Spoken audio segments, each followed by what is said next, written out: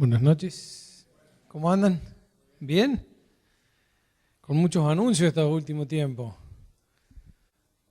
Creo que se vienen días lindos, no solo para la iglesia, para la ciudad, para todo lo que estamos viviendo. ¿Pudieron estar todos los otros días en los jardines municipales, compartiendo con las otras iglesias, ¿no? Estando juntos para el pueblo de Dios y realmente fue un tiempo lindo y que queremos repetirlo, así que ¿qué te parece si nos ponemos de pie?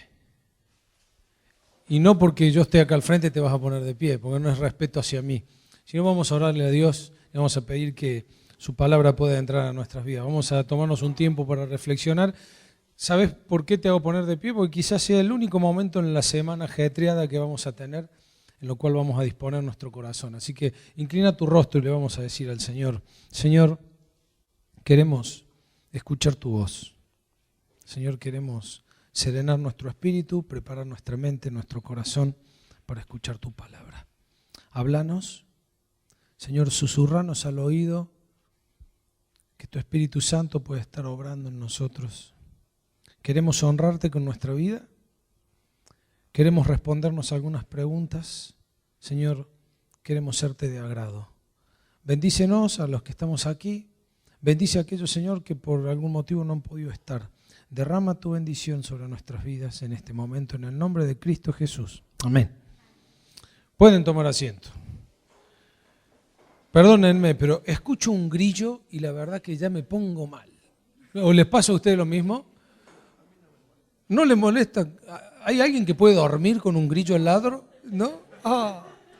Yo no sé, si hubiera alguna pena legal por matar grillos, yo ya tendría perpetua, porque lo que es esta última semana, a las 2 de la mañana, vieron a las 3, te querés dormir, y recién escuché uno, digo, no, Señor, que me deje predicar, en el nombre de Jesús que se muera.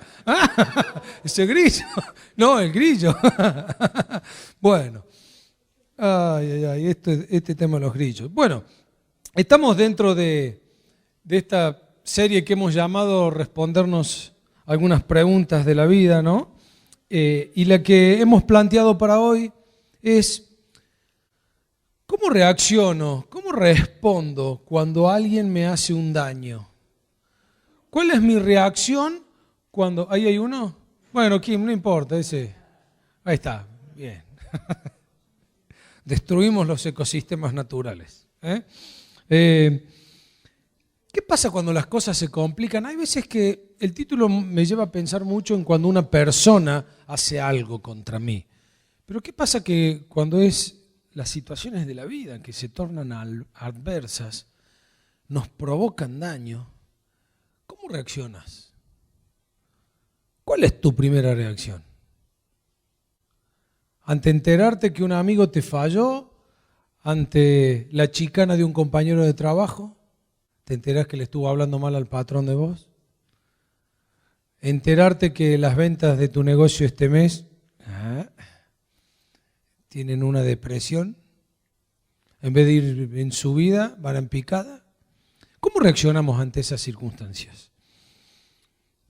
En Génesis, ahí lo tienen en sus bosquejos, del capítulo 37 al 50, está relatada la vida de José.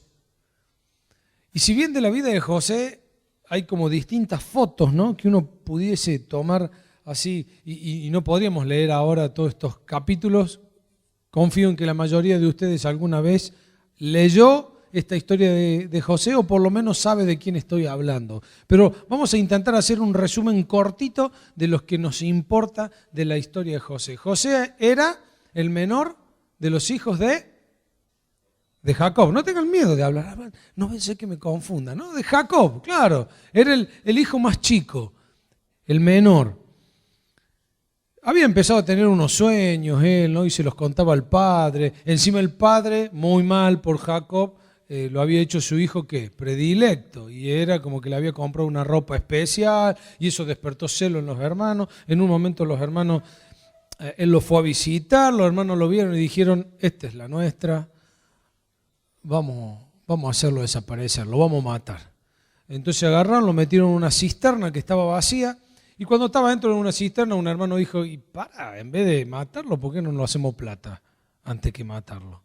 Aparte, entonces pasaban justo unos mercaderes, lo vendieron y en vez de matarlo, lo hicieron plata. Sí, le fueron con el verso al padre de que lo habían matado. Mataron un cabrito, mancharon la ropa, le dijeron, mira, encontramos esto que era de José, y el padre creyó que estaba muerto.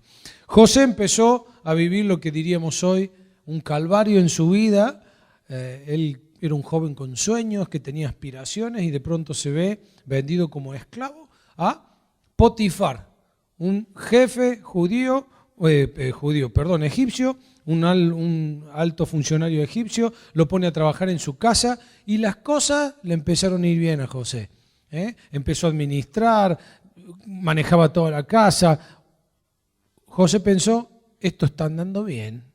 Dios, si bien me vendieron, me han llevado muy lejos de mi casa, pero acá me está yendo bien. La mujer de Potifar vio que José estaba bueno, que era pintón, usaba perfume, lo empezó a seguir, lo empezó a mirar, lo empezó a seguir hasta que un día, hasta se le fue y le empezó a sacar la ropa a José, le sacó el manto que tenía encima y le dice, acostate conmigo. José dice, yo no puedo pecar contra Dios. Y agarró, ¿qué hizo? Salió huyendo y le dejó el manto que le habían sacado. La esposa de Potifar, obvio, mintió, salió a los aladidos, me quiso violar, llegó el Potifar, lo metió preso. Y otra vez, el mal para José. Encerrado durante muchos años en la cárcel, le adivina el sueño al panadero y al copero del rey que habían sido puestos presos. Y cuando sale, el que fue liberado, tengo una laguna mental, fue el copero, ¿verdad? Y el panadero fue el que lo mataron. Le dice al copero, acordate de mí algún día que te adiviné el sueño. Pero tampoco se acordó el copero y pasaron un montón de años, hasta que un día el faraón sueña un sueño y este copero se acuerda de José. Muchos años después, 17 años después, casi aproximadamente, después de estar en la casa de Potifar, preso, José le revela el sueño a Faraón. ¿Recuerdan qué sueño fue? El de las 7 vacas flacas y las 7 vacas gordas, que en la historia se dieron al revés, primero las gordas y después las flacas. 7 años de gran abundancia en la tierra para almacenar y de desolación, de desierto, de sequía, con lo cual no había comida en el mundo, pero Egipto, gracias a que José interpretó este sueño, pudo tener el alimento y salvarse así muchas naciones. José no la pasó bien, recién a lo último de su vida pudo formar una familia, tener sus hijos, y las cosas le empezaron a ir bien. ¿Y quién apareció a lo último de su vida? Los hermanos que lo habían vendido.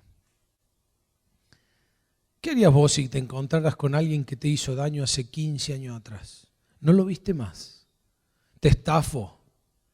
No sé, te echaron de tu trabajo hace 15 años por culpa de él. Has vivido un suplicio durante 15 o casi 20 años. Y te lo tenés frente a frente, ¿qué querés hacer? Como el grillo, no, porque ahí sí vas a ir preso. Miren lo que dice José, casi 20 años después, Génesis 50, 20. Ustedes pensaron hacerme mal, pero Dios cambió ese mal en bien, para hacer lo que hoy vemos, para salvar la vida de mucha gente. José fue una persona que sufrió daño por parte de otros, por parte de las circunstancias, mentiras, desengaños, pero aún así respondió de una manera que a mí me gustaría imitar. Y te voy a invitar que en esta noche vamos a ir rápido por algunos conceptos, algunas cosas que vamos a aprender de esta historia de José. 3 cosas rápido vamos a extraer de esta historia que aprendemos de la historia de José y por qué José, aún después, casi 20 años después, reacciona como reacciona. En primer lugar, José tenía muy claro que Dios ve lo que padecemos y que se interesa por nosotros. Y ahí, si vos tenés tus bosquejos y una lapicera, tenés para completar. Dios ve lo que padecemos y se interesa por nosotros. Hay una frase que se repite 5 veces en esos capítulos que habla de la vida de José, y es: el Señor estaba con José. Y leemos en Hechos 7:9, ¿qué dice? Los patriarcas, movidos por envidia, vendieron a José a Egipto, pero Dios estaba con él. Hay algo que normalmente nos pasa cuando entramos en un periodo de dolor, de sufrimiento, en donde nos han engañado, en donde hemos sido estafados, en donde estamos peleando con nuestra esposa, nuestro esposo o con nuestros hijos. Tenemos un problema. Y lo primero que creemos es que estamos solos. Y José nos recuerda con su historia de que a pesar de que él estaba en una cisterna oscura y sus hermanos lo vendieron, a pesar de que estaba en la casa de Potifar, haciendo lo correcto pero siendo engañado, perseguido, cuando estaba en la cárcel, ¿quién estaba con él? Dios estaba con él. Dios nunca deja de verte. Dios está interesado en lo que te pasa. Esa es una de las primeras lecciones que tenemos que sacar. Hay veces que nos sentimos como Elías. ¿Recuerdan cuando hablábamos de Elías hace unos domingos atrás? Que Elías le dijo, el Señor entró en una depresión y dice, Señor, quedé solo. ¿Y qué le dice el Señor? No quedaste solo. Hay 7.000 más que están. Y muchas veces estamos sufriendo y creemos que estamos solos. El Señor quiere que recuerdes que aún en tus momentos más difíciles de dolor, Él está con vos. A mí me gusta por ahí que digamos un así sea o un amén. ¿Amén? Él está. En segundo lugar, otra cosa que aprendemos de la historia de José es que Dios a cada uno de nosotros nos ha dado libre albedrío. ¿Qué es hacer? ¿Hacer lío eso? ¿Qué es el albedrío? A ver, los jóvenes, ¿saben qué es lo que es? Están como el grillo, cric, cric. Por supuesto, libertad de elección, eso es albedrío. Es tener la opción, la posibilidad de elegir hacer cosas. A ver, Dios no te creó como un títere, que sos una marioneta del sistema, de Dios, del mundo, de lo que creas, de lo que quieras creer, y que de pronto vas a hacer lo que ya está determinado que hagas. No, vos tenés libre elección, no sos un títere ni de Dios ni de nadie. No sos alguien que eleva oraciones a Dios, porque en definitiva si Dios va a hacer lo que quiera y no importa lo que yo haga, entonces ¿para qué oramos? Muchas veces pasan cosas en la vida que lo culpamos a Dios y en realidad Dios no tiene nada que ver. Como también muchas veces lo culpamos al diablo, pobre diablo, le metemos cada cosa al diablo y no tiene nada que ver el diablo. Muchas veces somos nosotros o es el otro que se equivocó. Hay un videíto que está dando vuelta en Facebook, lo vi yo hace un par de meses ya, muy interesante, una campaña vial que no sé en qué país del mundo la hicieron, en donde es una secuencia en donde un papá viene con su hijo en un auto por una ruta a una velocidad considerable y alguien por error ingresa a la ruta y la imagen se detiene como si se detuviera el tiempo en el momento que están por chocar. No sé si lo has visto. Y él se baja y habla con el otro conductor, le dice, pero no me viste. Shh, no, me equivoqué. Bueno, dice, está bien, volvamos para atrás. Y ya no puedo. Pero ¿y cómo? Sí, perdóname, dice, no te vi. Pero vamos a chocar. Sí, pero ya no puedo hacer más nada. Y la escena termina cuando se suben todos de vuelta al auto, el nene está atrás, y sigue el tiempo y se produce el accidente, ¿no? ¿Y qué dice el lema? A veces los demás se equivocan. Y muchas veces esa equivocación del otro tiene que ver con una mala elección. Y muchas veces decimos, bueno, fue voluntad de Dios. Para. La voluntad de Dios nunca es mala. Y nosotros los cristianos hemos inventado todo porque queremos acomodarlo a una teología, ¿no? Pero muchas cosas suceden en el mundo que no son voluntad de Dios. Sin duda es una verdad teológica de que todo lo que ocurre en el mundo, Dios lo permite. Porque Él es soberano y Él controla todo. Y no dice la Biblia que si se me cae un pelo a mí, Dios lo tiene registrado. ¿No dice eso la Biblia? Claro. Entonces, si a mí se me cae un pelo, y que ya estoy perdiendo mucho, imagínense, las cosas grandes de la vida no suceden sin que Dios lo sepa, sin que Dios de alguna manera lo permite, pero no es lo que el Padre hubiera querido.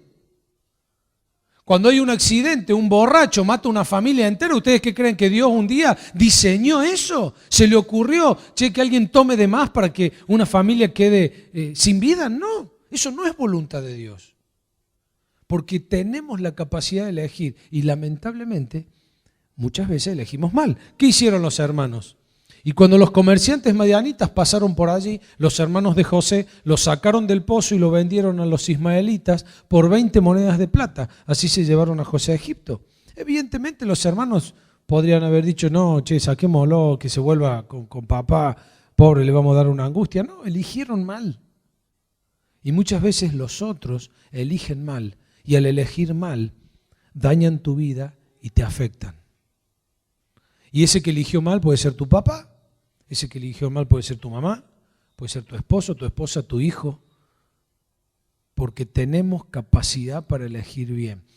Estamos en el estudio bíblico desde mañana, vamos a arrancar y de paso mando el chivo, ¿no? Para que los que quieran sumarse lo puedan hacer, de ir mañana a las 20:30 y si no escuchen por internet las clases, pero vamos a arrancar con un tema que es interesante, el tema de la predestinación, si hemos sido escogidos o no, vamos a hablar de las teorías calvinista, arminianista. Y los otros días hablábamos justamente sobre esto de si tenemos la capacidad de elegir o no, obvio que la tenemos. Ahora, ¿tenemos la capacidad de elegir bien o tenemos una inclinación al mal? Qué problema, ¿no? Vos ponele a un pibe dos opciones, una buena y una mala. La buena implica sacrificio, sudor, recorrido largo. La mala, fácil, instantáneo, pero un precio muy alto a pagar. ¿Cuál va a elegir el joven? La mala. Normalmente eligieron. No tenemos muchas veces la capacidad de elegir bien, salvo que el Espíritu Santo esté morando en nosotros, que eso es lo que restaura la relación con Dios. Por eso, una y otra vez decimos, Adán y Eva pudieron elegir en total libertad entre el bien y el mal. Hoy día nosotros estamos condicionados si Dios no está en nosotros. Por eso una persona que llega a los pies de Cristo, llega porque el Espíritu Santo ya está obrando en él y le está de alguna manera guiando a que elija lo bueno. Si no, nosotros, ¿qué elegimos siempre? Lo malo. Y entonces si yo elijo lo malo, los que están a mi alrededor también muchas veces elegirán egoístamente. Pero ¿cómo puede ser que mi papá me hizo esto? ¿Cómo puede ser que mi mamá haga esto? Y a veces se equivocan y a veces eligen mal. Y a veces eso afecta a tu vida. Pero en tercer lugar, una cosa que nos enseña la historia de José es que Dios tiene el control sobre el desenlace final. A ver, pueden ocurrir muchas cosas feas en tu vida. Pero lo diríamos para los chicos de BCP Kids, pero la última palabra la tiene Dios. Y José, que habrá tenido sus errores, no era un santito, porque habrá tenido sus cosas, habrá peleado con su mujer, habrá tenido líos. Ahora, fue fiel a Dios y la Biblia lo registra. Dios estaba con él, pero él era fiel. Él cuando tuvo la oportunidad de pecar, no pecó. Porque probablemente Dios estaba fortaleciéndolo ahí y pudo resistir la tentación, encontró la salida. ¿Cuál era la salida para José? Salir corriendo, no le quedaba otra. Y quizás haya tenido muchas cosas, y sufrió, pero la última palabra la tuvo Dios. Al fin y al cabo, sus dos hijos, Efraín y Manasés, entraron en la promesa de bendición que hizo Jacob a sus hijos, y por eso, aún Jacob, habiendo tenido 11 hijos, se lo conoce como que tuvo 12, porque en realidad en vez de darle la bendición a José, se la dio a los dos hijos de él, ¿no? Y las últimas dos tribus del pueblo de Israel reciben una bendición por la conducta de este hombre. Es probable que estés en un momento de dolor, en un momento de sufrimiento. Y la historia de José nos recuerda que la última palabra, ¿quién la tiene? Dios. Que Él no solo te está viendo lo que estás sufriendo y se interesa por vos, que no solo Dios te ha dado la capacidad a vos de elegir lo bueno y lo malo y a los otros, aunque lamentablemente siempre elegimos lo malo, sino que en la última palabra la va a tener Él. Pero también una de las cosas que aprendemos de la historia de José es cómo enfrentar la adversidad. Porque no la pasó bien José. ¿Vos te imaginás lo que sería estar de viaje cientos de kilómetros como esclavo diciendo, mi papá me mandó a verle a mis hermanos y ahora estoy viajando a un país como esclavo, quizás atado? Después de estar preso durante tantos años, siendo ninguneado, le tocaron vivir situaciones muy adversas. ¿Cómo enfrentó José esas situaciones de adversidad? Allí tenés para completar en tu bosquejo. Él no cayó en la autocompasión. No se empezó a culpar a sí mismo por lo que estaba viviendo. Hay veces que Dios es muy claro con lo que vivimos. A ver, si el mes pasado yo no me supe controlar y gasté mucho más de lo que mis ingresos podían y hoy no puedo pagar mis cuentas, puedo llegar muy rápido a saber por qué estoy en apuros.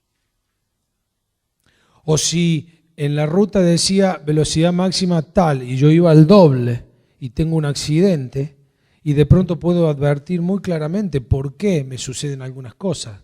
Lo que hablábamos recién, nuestras malas decisiones, nuestras malas acciones, pero muchas veces nos encontramos en situaciones donde estamos sufriendo y nosotros no hemos hecho nada malo. No te entregues tan rápido a la autocompasión, no te entregues al dolor ni te culpes, porque la vida está llena de estos momentos en donde vas a sufrir, te vas a sentir mal, vas a pasar momentos difíciles, porque a veces vos tenías todo programado y tan solo el gobierno sacó una ley y tu negocio se vino abajo.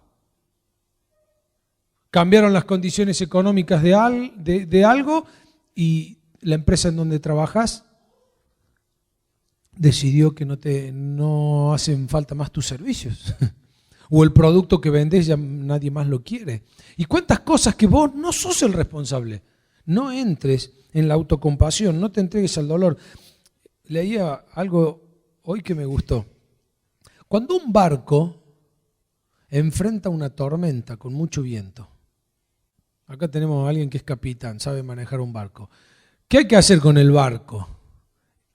¿Hacia dirección de qué hay que apuntarlo? Al viento. Y si se me ocurre girar para pegar la vuelta, ¿qué puede pasar?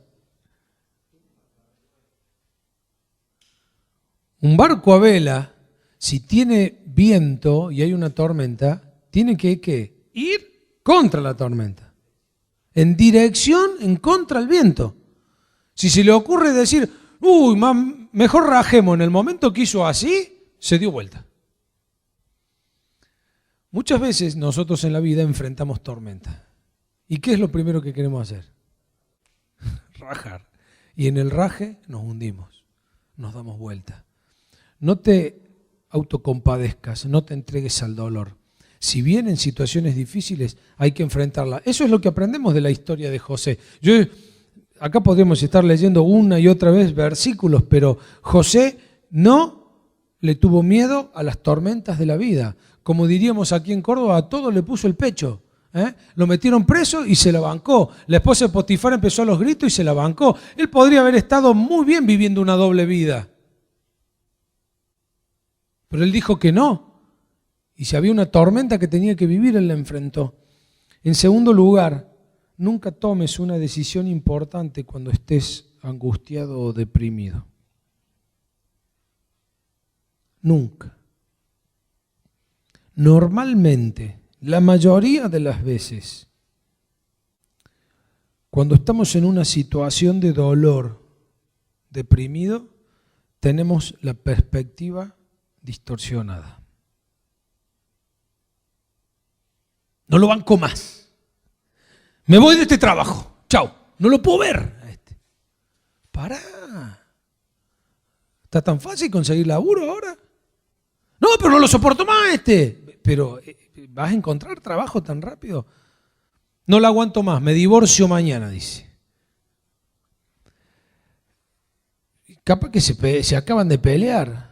A ver, muchas veces perdemos la perspectiva del problema en donde estamos y las consecuencias que tiene el tomar decisiones drásticas.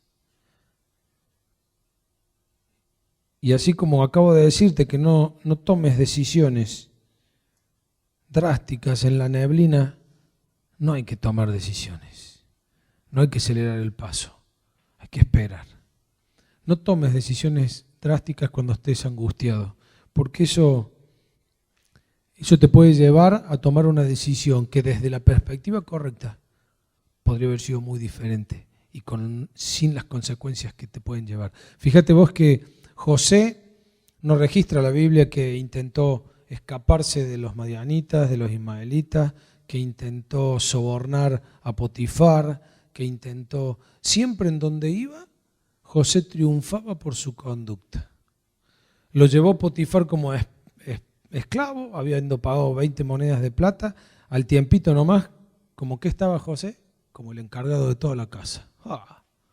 Ya lo habían ascendido todos los puestos posibles. Lo meten en la cárcel, al tiempito, ¿cómo está? Como encargado de los presos. No, pero si él está preso, sí, pero era tan bueno que lo ponían encargado de los presos.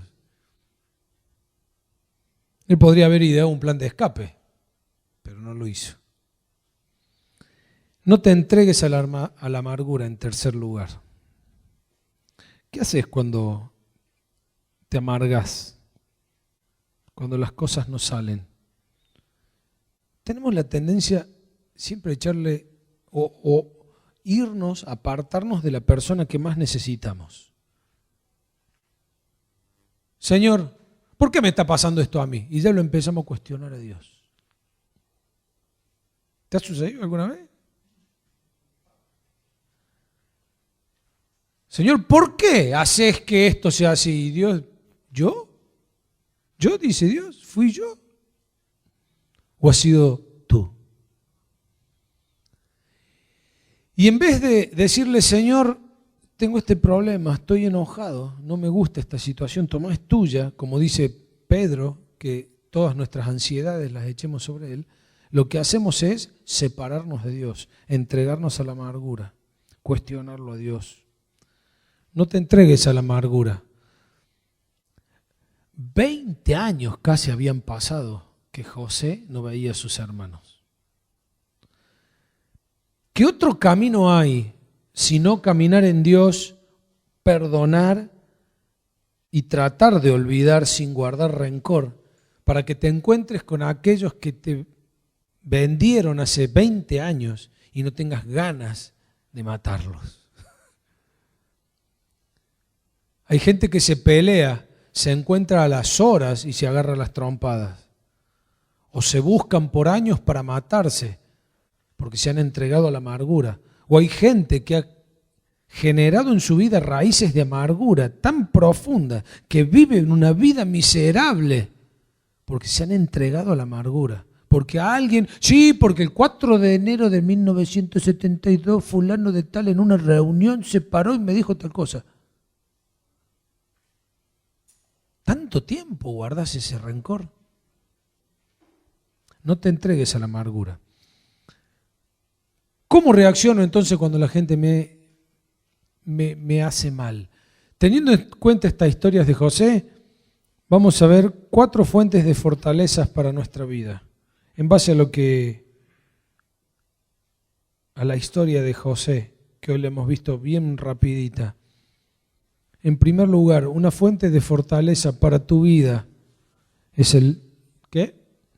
El plan de Dios. Él tiene un plan. Como te dije antes, muchas cosas que nos suceden en nuestra vida no son la voluntad de Dios. Dios no las quería para vos. Sucedieron. Ahora, que el plan de Dios tarde o temprano se va a cumplir, no te quepa la menor duda. Y eso debe ser una confianza en tu vida para transitar cada día. Y cuando uno piensa en el plan de Dios y en el tema del sufrimiento y de las situaciones difíciles, no podemos dejar de mencionar el versículo que tenés allí en el apunte, que es el de Romanos 8:28, que dice: sabemos que Dios dispone todas las cosas para el bien de quienes lo aman, a los cuales Él ha llamado de acuerdo con su propósito. ¿Qué significa esto? Que aunque nos pasen cosas malas, aunque tengamos sufrimiento, no me preguntes por qué, pero Dios o cómo lo hace Dios, pero Dios de alguna manera, todo lo malo que ocurre en tu vida, aún por tus propias malas decisiones, por no hacer la voluntad de Dios, sino por equivocarte en el camino, aún todas esas cosas, aquellos que aman a Dios, Dios lo transforma en algo bueno. Esta es una verdad muy grande como cristianos que la debiéramos vivir todos los días y gozarnos y disfrutarnos. ¿Alguien se mandó una macana esta última semana? ¿Una nomás? Un montón. ¿Cuántos líos hicimos esta semana? ¿Cuántas cosas hicimos mal? Si fuéramos completamente legalistas, estaríamos en el infierno quemándonos. Pero la misericordia de Dios es grande. Lo que hizo Cristo en la cruz fue pagar por cada uno de mis errores de la semana pasada. Y de la otra, de todos. Y es más, Cristo murió en la cruz por los pecados que yo voy a hacer esta semana, que todavía ni sé cuáles son, pero Dios ya pagó por ellos. Ahora, lo grandioso de Dios es que en el plan de Dios, si uno ama a Dios, si uno sigue a Dios, si uno busca de Dios, por eso dice que aquellos que le aman, aún lo malo que nos pase en la vida por equivocarnos, Dios eso lo va a transformar en algo bueno. Él tuvo que usar el sufrimiento en la vida de José, ponerlo de esclavo, que Potifar lo mandara a la cárcel para que ahí se encontrara con los coperos. Mira qué casualidad, justo José. ¿Vos te crees que es casualidad que José estaba en la cárcel cuando el copero mandó a los dos a la cárcel? Era el plan de Dios que se estaba ejecutando. Y vos decís, entonces Dios nos quiere hacer sufrir. No, Dios va a cumplir el plan. Va a usar a veces los mismos sufrimientos que vos te estás causando para enseñarte algo, para llevarte a algún lugar. Pero Él tiene una mirada puesta mucho más allá. Y finalmente Dios usó a su hombre escogido, José, para salvar a un montón de naciones en el mundo de morir de hambre. Porque recuerden, antes no había internet, Facebook, WhatsApp. Guarda comida que vamos a tener 7 años. No. El grupo Cristianos en Acción porque vienen 7 años de sequía. No había eso. Pero hubo un hombre guiado por Dios que interpretó un sueño y que Dios usó. Había un plan. El final de José fue magnífico. Su vida con muchos sufrimientos. Pero Dios los transformaba ¿en qué? En algo bueno. Transformaba en algo bueno. No te olvides nunca del plan de Dios. Él tiene un plan para vos. Vaya pregunta, y te la hago y paso al punto que sigue, y así no me demoro más. ¿Ya sabes cuál es el plan de Dios para vos? ¿Has descubierto tu propósito?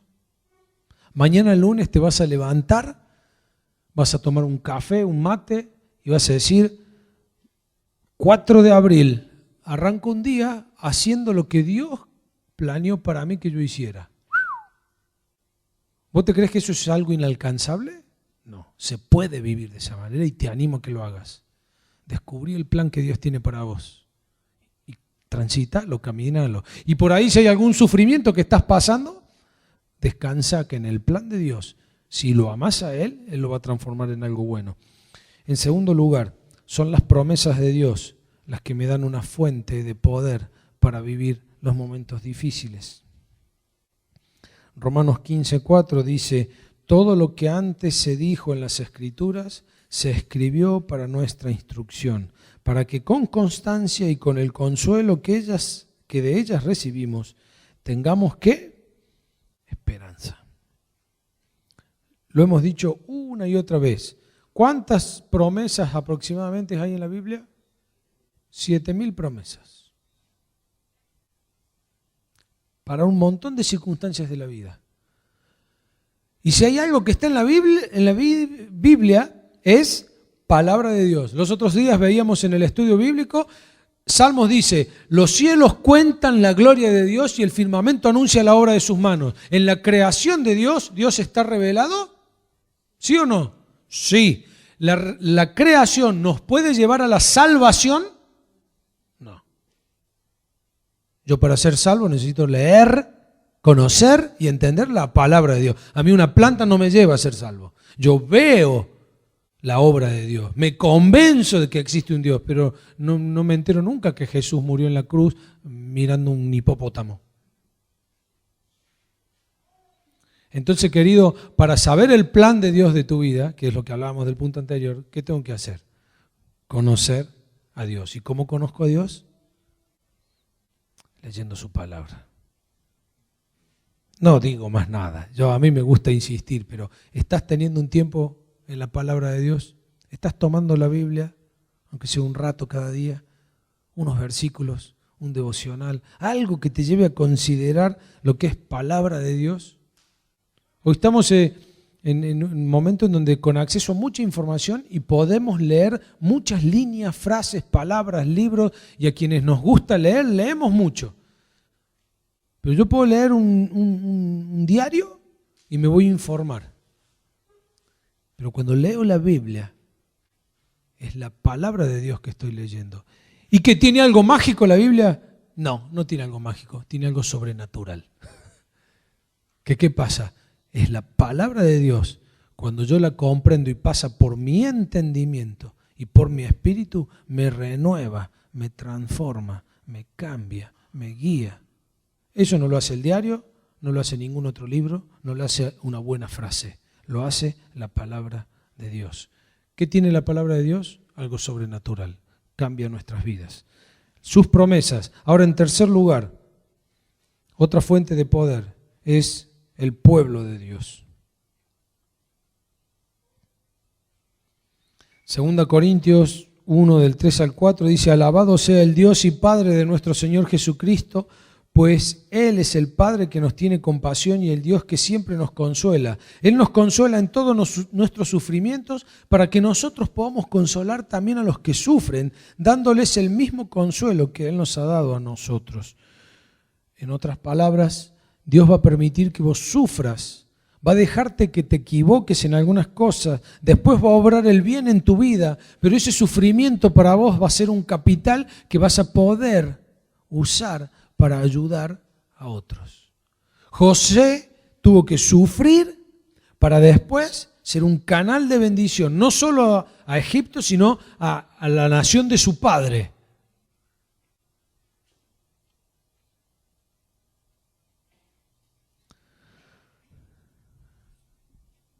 Nosotros no podemos ser un sistema de apoyo mutuo como familia de fe si no nos conocemos. ¿Se entiende? Si yo no paso tiempo con ustedes de alguna manera y no los conozco, no puedo saber qué necesidades ustedes tienen ni que yo tengo que ustedes puedan conocer. Esto es muy simple. Y para eso es que tenemos que compartir la vida como familia de fe. Por eso insistimos tanto en que si estás yendo a algún grupo en la semana, pero no es para que te vuelvas un religioso, sino para que puedas compartir la vida con aquellos que profesan tu misma fe y que se van a interesar por vos. Y cuando decimos, che, ¿por qué hace mucho que no venís a la iglesia, a la reunión? No es que queremos que vengas a marcar tarjeta, porque Dios no toma asistencia ni los pastores tampoco, sino que es para tu bien, para que puedas compartir, recibir la palabra de Dios, aprender y los otros te puedan conocer. Es muy común nosotros los pastores recibir algunas quejas de hermanos que dicen, oh, nadie me viene a visitar. Nadie me llama. Algunos parece que se creen el ombligo del mundo, que toda la iglesia, todos los pastores, todos los líderes tienen que estar al servicio. Hay veces que hay situaciones particulares que estamos como familia sufriendo y asistimos a alguien, Pero si vos no venís a un grupo, si vos no venís nunca a la reunión, si vos tampoco nunca llamás a nadie por teléfono, si vos tampoco nunca vas a visitar, nadie te conoce.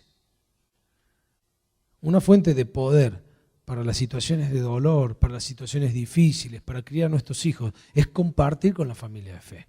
Y de paso voy adelantándoles algo. ¿Qué hacemos los hombres normalmente? ¿O qué hicimos hace poquito para pasarla bien? Los hombres, un asado. ¿Y las mujeres qué hacen? No, sí, ¿qué hicieron los otros días? Ellos se juntan a tomar un té. Entonces ahora los varones vamos a hacer una cosa, vamos a hacer un asado de matrimonio. ¿Qué les parece? Sin chicos. Una noche, asado de matrimonio sin chicos. Lo estamos organizando, en breve ya vamos a decirle la fecha, pero entonces vamos a calentar un poquito, a ver después con qué nos sorprenden las mujeres, capaz que nos lleven a un té de matrimonio, no sé qué vamos a hacer.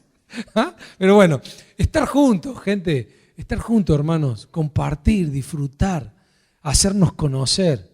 Nadie va a saber que tenés un problema en tu casa, con tu señora, con tu finanza, con tu hijo, y que te está angustiando. Y por ahí en la iglesia, viste, che, te veo mal, ¿cómo andas? No, todo bien, todo bien. Mentira, todo bien, mentira. Estás hecho pomada por dentro. Entonces, ¿cómo te vas a expresar? Y en la iglesia capaz que no podés. El cafecito que tomamos ahora no alcanza. Y bueno, y para eso juntémonos afuera. Vení a mi casa, llama por teléfono, y no digo por mí, sino para que entre nosotros somos una familia, unos a otros, relacionándonos.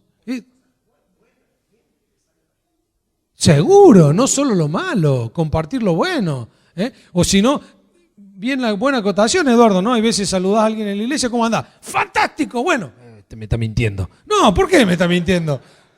Capaz que le está yendo bien. Acaba de ganar un montón de plata en la semana y qué sé yo, está re bien con la mujer y se compró un auto. Feliz, ¿viste? Parece que hoy mostrarte feliz, ¿qué me está haciendo, no? Pero compartir la vida, las cosas buenas y la mano, el pueblo de Dios, la familia de Dios, es una fuente inagotable de poder para nosotros. Así como está la palabra de Dios, como está el plan de Dios, el pueblo de Dios también nos da ánimo, ayuda. Y más los carlospacenses, que en su mayoría vivimos solos, sin nuestra familia aquí. La mayoría de los carlospacenses tenemos la familia desparramada, porque somos de otro lugar que hemos venido acá. Y la familia de fe cumple un lugar importantísimo. Y por último, para terminar, la presencia de Dios es una fuente inagotable de poder en nosotros. Juan 14, 17 al 20 dice: no los voy a dejar huérfanos, volveré para estar con ustedes. Dentro de poco, los que son del mundo ya no me verán, pero ustedes me verán y vivirán porque yo vivo. En aquel día ustedes se darán cuenta de que yo estoy en mi Padre y ustedes están en mí y yo en ustedes. Uno en el Antiguo Testamento advierte, y pasa con José, yo lo dije 5 veces, se repite en la vida de José, y dice, y Dios estaba con José, y Jehová estaba con José. Y vemos que los jueces, por ejemplo, en la antigüedad, que juzgaban a Israel, es notable como la palabra dice, y el Espíritu de Dios descendió sobre Sansón y mató tanta gente. Y el Espíritu de Dios descendió sobre Elías y hizo tabaco. Y el Espíritu de Dios descendió porque antes, en un tiempo, Dios no habitaba en los hombres. Descendía puntualmente sobre algunas personas. Él habitaba ¿en dónde? En el templo, y lo iban a buscar allí, porque ahí estaba la presencia de Dios. Ahora, querido, eso ha cambiado a través de Jesucristo. Si uno acepta al Señor como su Salvador, ese Dios de poder, ¿sabes dónde está? Adentro.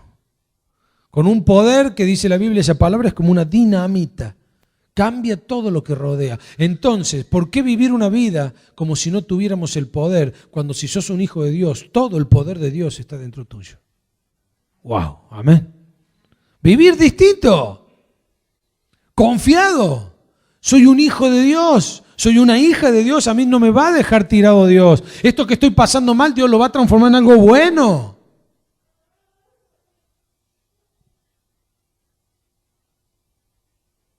Puede que lo que te esté pasando sea injusto, o puede que lo que estés viviendo sea consecuencia de tus malas decisiones. Pero hay algo que es verdad, y es esa frase que tenés en el bosquejo y la que está puesta allí en la pantalla. Y es, De lo peor, Dios puede sacar, ¿qué? Lo mejor.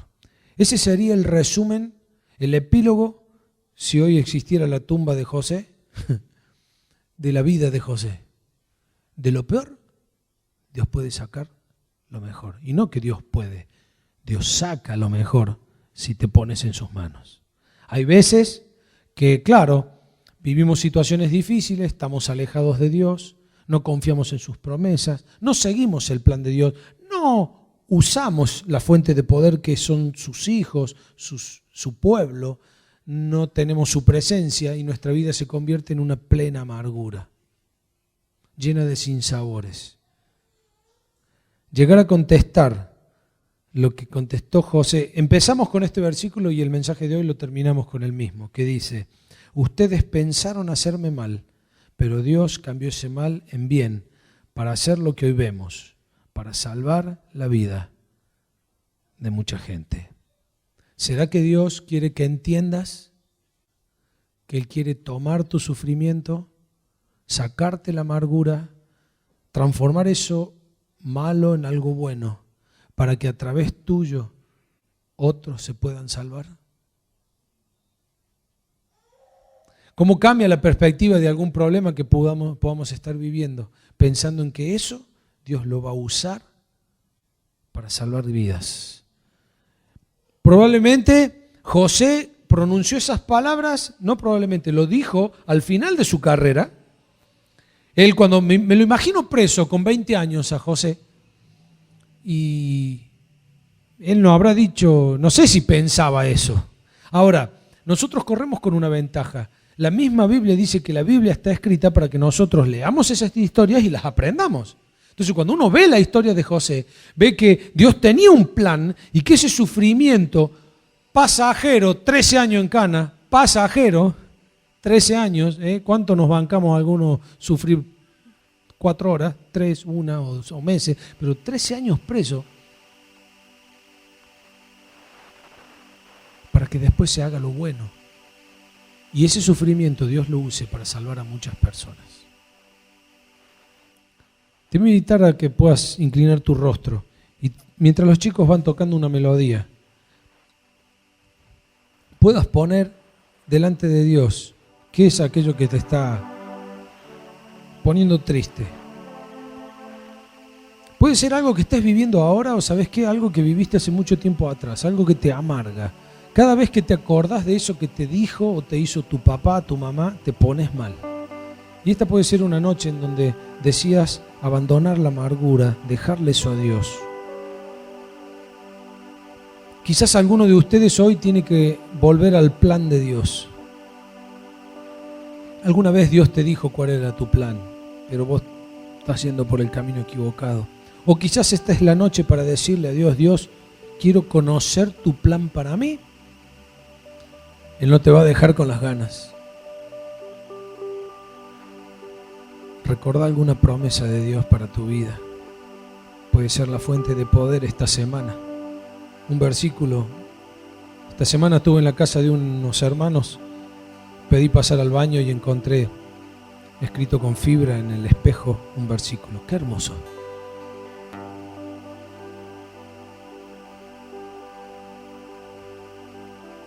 Exprésale con tus palabras al Señor ahí lo que estás necesitando.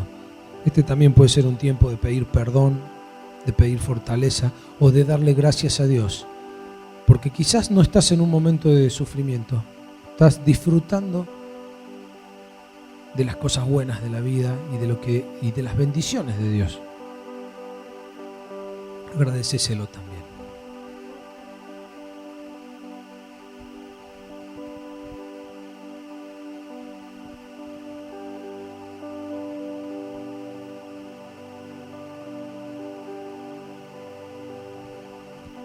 Señor, gracias. Gracias porque tenés un plan para nosotros. Gracias porque tus promesas nos animan, nos fortalecen. Gracias porque en tu pueblo encontramos el apoyo para caminar. Gracias, Señor, porque tu presencia es la que realmente cambia mi vida. Señor, gracias por recordarnos hoy que aún los momentos de sufrimiento están dispuestos para que nosotros los pasemos, pero que, Señor, vos vas a transformar eso en algo bueno. Y te queremos dar las gracias, oh Dios. Pero queremos pedirte que si hay alguien aquí en esta noche que aún no ama a Dios de corazón, que hay alguna necesidad, Señor, que tengas que cubrir, tú puedas estar obrando con tu Espíritu Santo en aquellos que estén necesitando hoy, Señor, tu aliento, tu fortaleza. Hay algún problema de familia, de finanzas, con los hijos, entre los esposos, un problema en casa, en el trabajo, si hay alguna dificultad que está provocando daño, Señor, queremos entregarlo todo a tus pies. Gracias, Señor, porque te interesás por nosotros. Porque, Señor, tus problemas, nuestros problemas te interesan. Gracias. Gracias por amarnos. Gracias por Jesucristo y su obra en la cruz. Hemos podido hacer memoria de su muerte hoy, Señor, y la anunciamos hasta que un día venga. Señor, si hay alguien que no tiene al Señor en su corazón, que tu Espíritu Santo también pueda estar allí, trabajando, convenciendo, haciendo la obra que nosotros no podemos hacer. Señor, bendecinos, queremos retirarnos con tu paz, con tu bendición, en tu amor. Queremos vivir una semana respondiendo bien, oh Dios. Gracias por este ejemplo de José. Ayúdanos a vivir esta semana tomado de tu mano en tu paz, con tu bendición. Bendice a todas las familias de la congregación, Señor. Y te pedimos que puedas, con tu Espíritu Santo, también movilizar para que personas que estén necesitando de ti el próximo domingo puedan venir aquí. Señor, gracias por tu presencia, porque nos ha cambiado esta noche, por tu palabra. En el nombre del Señor Jesús. Amén.